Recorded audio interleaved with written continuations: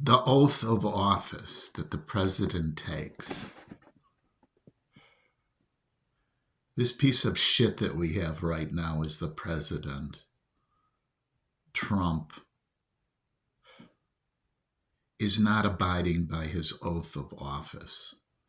I solemnly swear or I affirm to uphold the Constitution of the United States, to protect it, blah, blah, blah, blah, blah.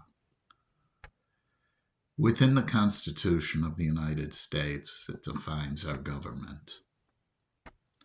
The oath of office is that he has to follow the Constitution. He's not following the Constitution. In the Constitution, it states there are three co-equal branches of government. It says there's the presidency, there's the judicial, and then there's the legislative. Within the legislative, they have the power of the purse. He's violated that. Within the judicial, he's been ordered to do things, and he said, I don't believe I have to follow the Constitution. I don't believe I have to follow court orders. The judicial branch of government interprets the law and says what's right and wrong. That's what it does. They are the Supreme Court, the highest court in the land. They let you know if things are constitutional, whether you can do things or not, when cases wind up on their docket and they agree to hear them. They give rulings. The whole Supreme Court ruled one way. The president says, I don't believe that's what they said. It couldn't be clearer. Is he mentally incompetent? That's the question. Or does he just not give a shit what the Supreme Court says? Does he feel that he has a divine right to do whatever in the hell he feels like? That's the question. If so, that is an impeachable offense. Unfortunately, the Republicans will never vote to impeach him. He could, as he said, shoot someone on Park Avenue in clear sight, and they wouldn't do shit. That's what they said.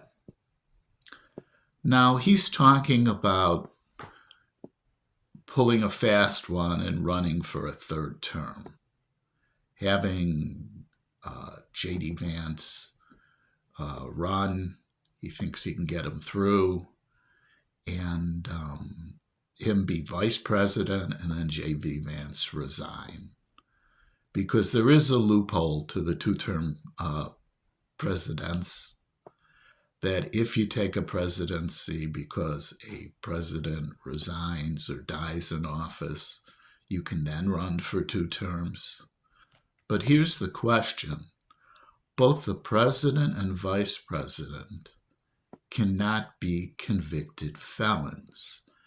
Now, in the last election, technically he wasn't convicted of felony at the time. He postponed it.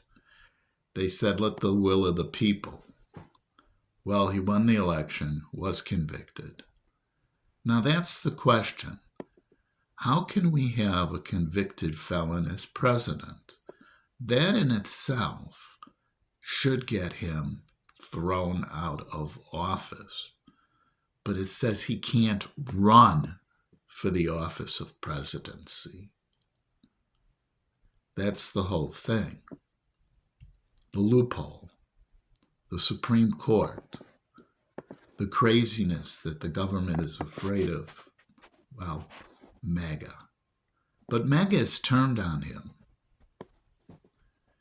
Maybe if someone who has deep enough pockets could argue that he is a convicted felon and he has to resign the office,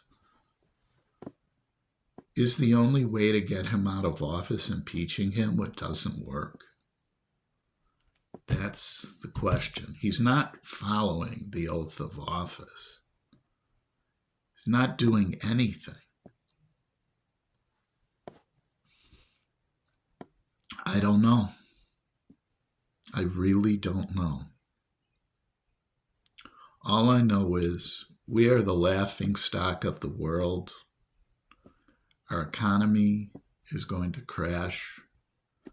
He's totally a narcissistic asshole.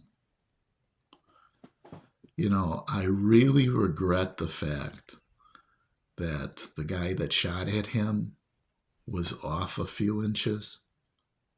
I think a headshot would have been cool. Not an earshot, a headshot.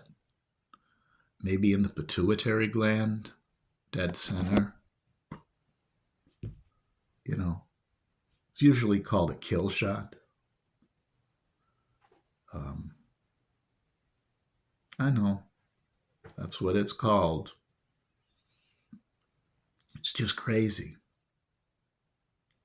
Everything that Kamala said about him was true. People didn't want to believe it. I don't know why.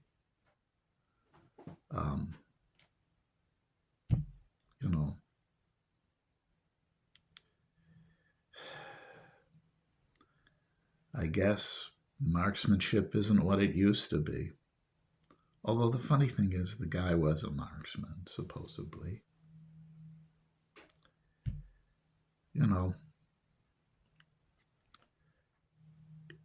He's senile. He's a liar. He's a con man.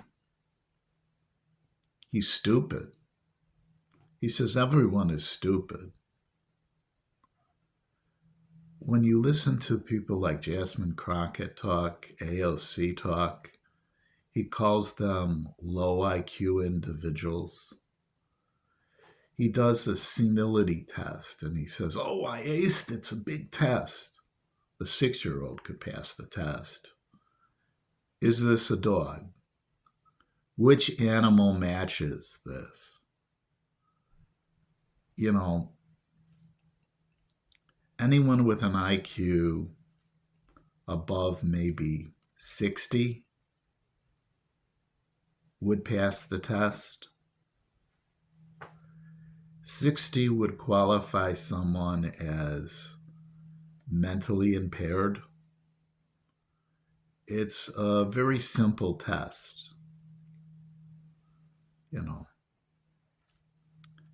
Maybe if the test had multiplication on it, to see if senility, where you couldn't use a calculator.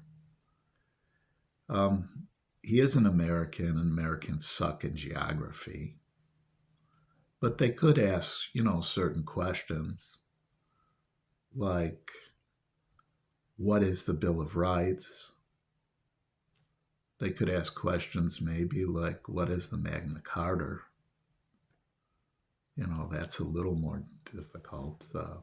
Most people wouldn't know. The Magna Carta was similar to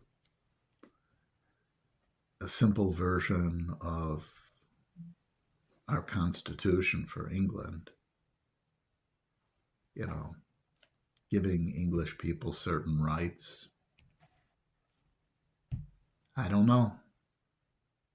Don't know. All I know is he's violated his oath of office. He said that when it goes to deporting people, he's not going to follow the Constitution. He's not going to give them their right to trial, Fifth Amendment rights, First Amendment rights to speak out. Seems like the only right that he abides by is the Second Amendment, to carry a gun, which he can't carry anymore because he's been convicted. So technically, you can't even possess a gun. But with the Secret Service, that's not a problem.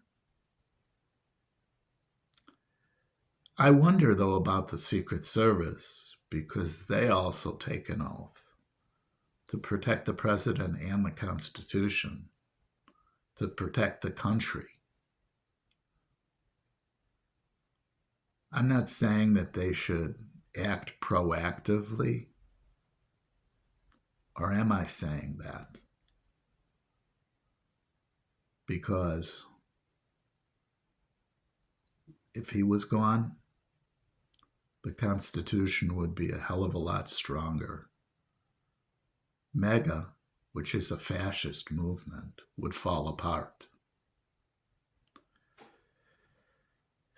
There really needs to be a crackdown on domestic terrorists, and MAGA is a domestic terrorist organization.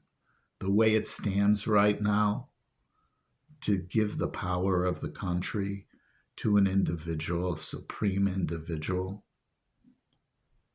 he already thinks he should be Pope, even though he doesn't even know that, well, Pope can't be married, Pope can't be divorced. Those things, the Catholic Church does not abide by it. It takes 6 to 10 years to be a priest.